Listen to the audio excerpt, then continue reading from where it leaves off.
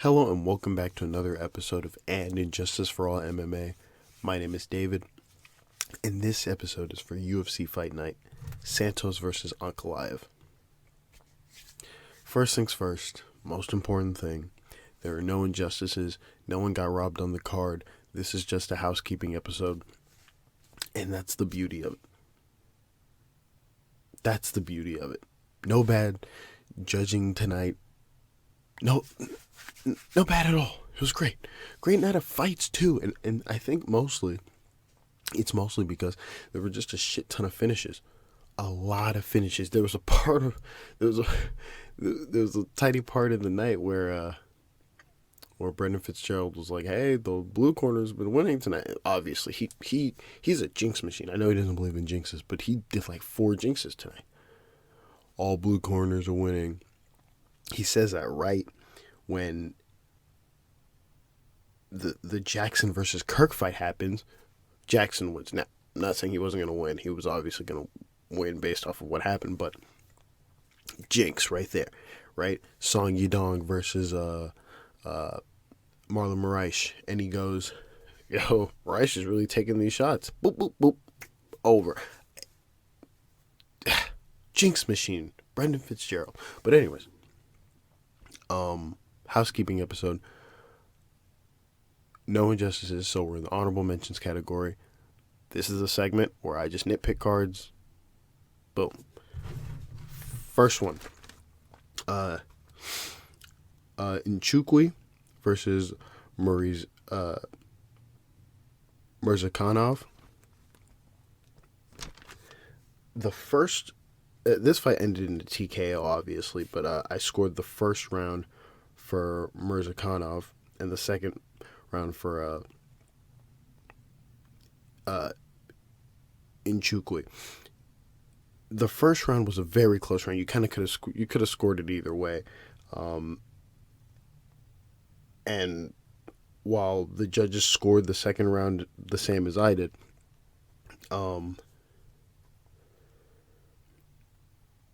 Adelaide Bird had it for Nchukwi in the first round, and Murzakanov got the first round from the other two judges, which were Saul D'Amato and Douglas Crosby. I just wanted to highlight that it was a very close round. I think you could have argued it for either person. So there's that one. Next fight, Jones versus Basharat. I had it 30-27 for Basharat. The second round being a close round, I think you kind of could have given it to either person, honestly. The judges' scorecards. 2 judges had it the same way as me, Saul D'Amato and Dave Hagen. And then Mike Bell had it 29-28. Now, like I said, that middle round, you can kind of toss it up to either person. In that middle round, it was close on the feet, but I gave it the slight edge was to Basharat.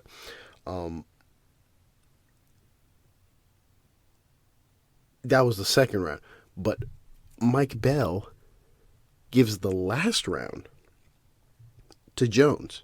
He gives the last round to Jones. We're going to give an honorable mention to him because Basharat outstrikes Jones. Jones was outstruck. Period.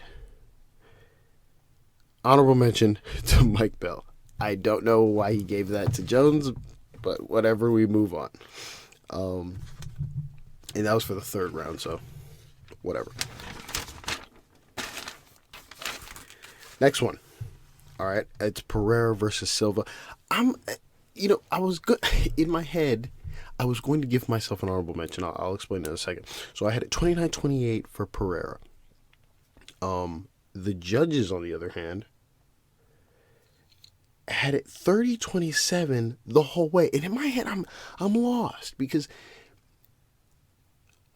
again, just for full disclosure, I don't look at online scorecards until after I'm done recording this, meaning the only scorecards I see is mine and the judges. So I'll say this again. I record my scorecards first.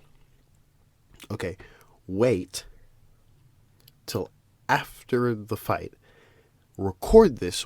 So me reading these scorecards are the first time me seeing them. I have not seen any online scorecards yet, except for the ones during the broadcast that they occasionally show and whatever. But even if they didn't show those ones, I would still have these same scorecards because a 30-27, I just don't agree with. Again, I'm not going to honorable mentions all three of them, like I've done with maybe a few other scorecards, but I disagree 100%. And I know someone will probably say, "Hey, how can you disagree? The strikes was like 42 to 20 something." And again, it's my problem with whoever is pressing the buttons over there. Were they counting all the teep kicks and leg strikes from Pereira? Because if that's the case, then that's 10 strikes right there. That's added to the strike total. Listen, I just disagree 100%. I'll take an honorable mention. I won't give myself one for this one, but I think Bruno Silva. I believe Bruno Silva won that first round. I saw in the broadcast someone mentioned that they gave it to him for the second. No, I disagree. I'll read out the descriptions of the fight. In that first round, Silva outstruck Pereira and got a takedown. I'm not counting the 40 leg taps and teep kicks from Pereira. And when I say I'm not counting, I mean I'm not counting them. I'm just saying they weren't so significant that they should contribute to him winning the round. Second round, Pereira outstruck Silva, and Silva got a takedown in that one, but doesn't matter. Pereira outstruck him. And then the third, Pereira outstruck Silva. So, again, I scored it 29-28. The other three judges scored it 30-27. It is what it is. Fourth fight, Rountree versus Roberson. This fight ended in a TKO. The first round, very close. A lot of very little activity in that round. Very little activity in the round, but the edge for me goes to Rountree. I thought he landed the cleaner shots, if you will, the more impactful, cleaner shots in that round. But it's a close round. You can argue for either person, honestly. And in that round, Derek clearly scored the first for Rountree. Dave Hagen scored the first for Rountree, and then Junichiro Kamijo scored the first round for Roberson. So again, you can kind of give it to either person. So there's that. Next fight, Yusuff versus Caceres. I had a 29-28 for Yusuff, with Yusuff getting a 10-9 in the second and the third, and Caceres getting a 10-9 in the first.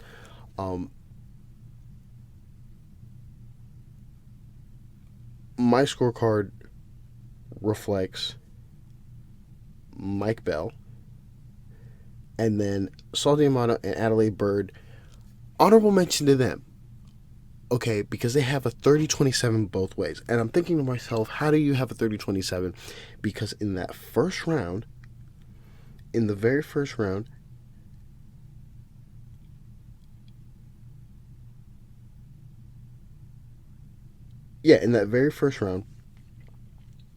Caceres outstrucks Yusuff.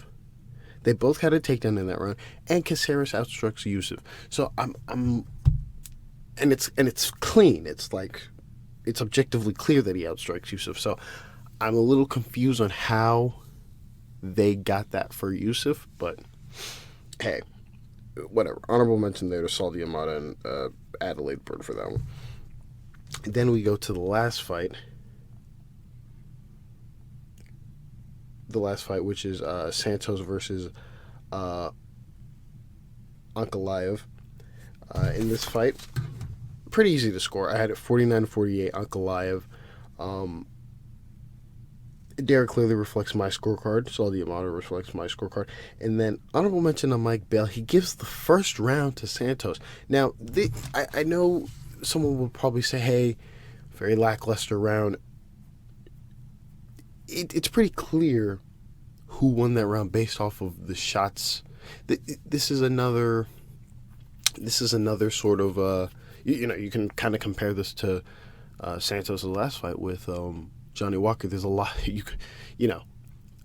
Johnny Walker was basically doing what Santos was doing, which was let's just throw leg kicks, but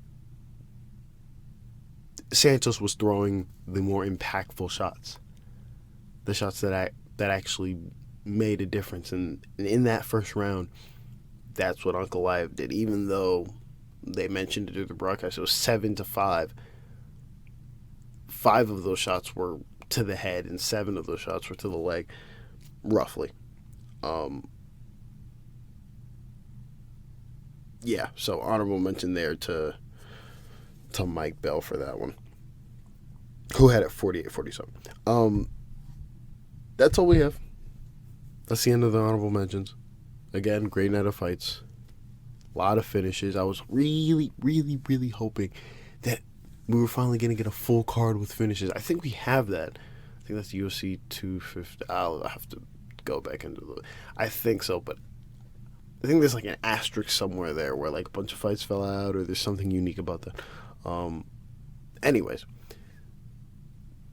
thanks again for listening, and God bless.